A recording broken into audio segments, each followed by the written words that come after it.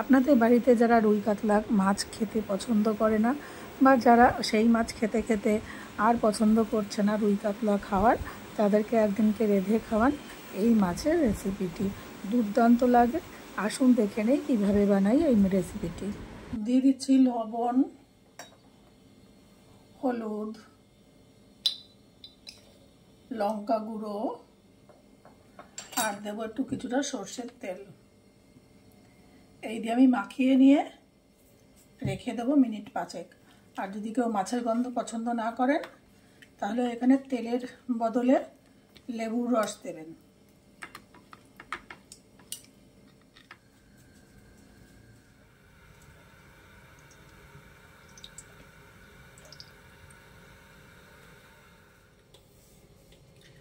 Marinate করা মাছগুলো ভেজে নেব।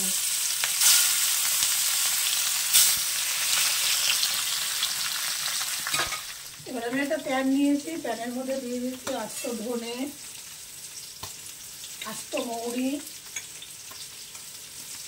আস্ত জিরে, 1/2 চামচ মতন মেথি আর দেবো কটা শুকনো লঙ্কা।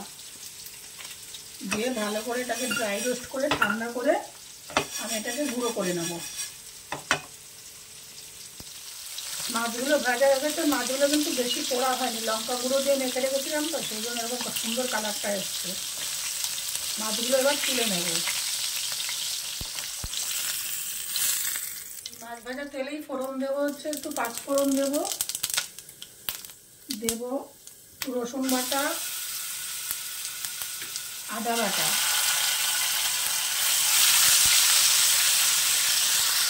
এবারে দিয়ে দেবো 2টো বড় সাইজের টমেটো আমি এখানে বেটে রেখেছি, দিয়ে দিচ্ছি টমেটো বাটা। যদি ছোট টমেটো থাকে তাহলে 3টে টমেটো দেবেন। আর মাছের পরিমাণ অনুযায়ী তো অবশ্যই আপনারা মশলাটা কম বা বেশি করবেন। এবারে দিয়ে দেবো লবণ, আচ্ছা দেবো এবারে হলুদ,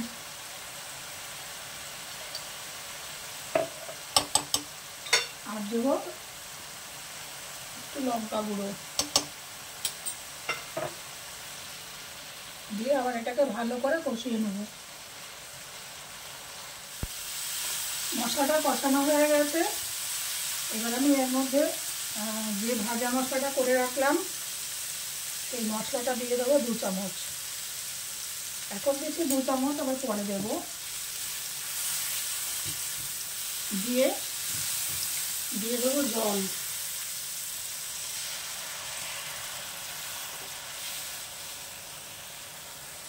ঝোল ফুটে উঠেছে, এবার আমি দিয়ে দেবো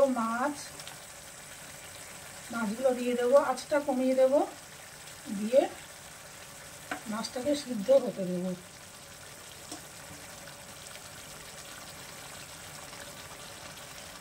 এইটাকে আমি আরেকটা পরের স্টেজে আরেকটা কাজ করে নিচ্ছি, এটা সিদ্ধ হতে কম আছে। দিয়ে দিচ্ছি সর্ষের তেল, তেলটা একটু বেশি লাগবে কারণ আমি এখানে বেরেস্তা করব। তেল গরম হয়ে গেছে, এবার কুচানো একটা বড় দিয়ে দিচ্ছি, জাস্ট এটাকে একটু বেরেস্তা করব।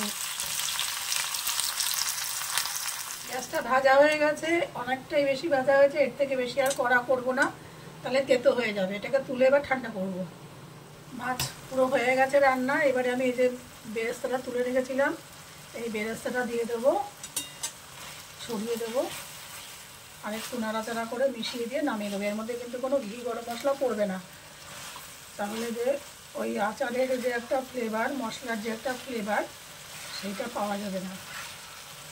বেশি টক পছন্দ করলে এখানে তেঁতুল গোলাপ জলও মেশাতে পারেন। আর উপর দিয়ে নামানোর আগে যদি ভালো লাগে, এটা অপশনাল, যদি ইচ্ছা হয় দেবেন, যদি একটুখানি স্পাইসি খেতে ইচ্ছা হয় দেবেন, আর যদি স্পাইসি খেতে ইচ্ছা না হয় তাহলে দেবেন না।